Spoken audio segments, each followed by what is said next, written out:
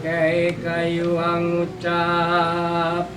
Adam kenopi lai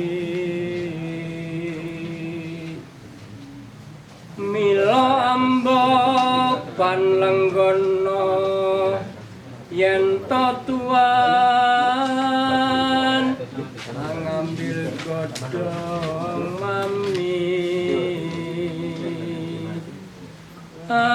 ambajreng yang agung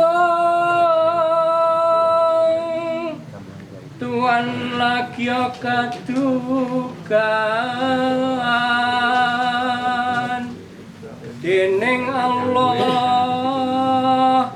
Ta'ala satemaipun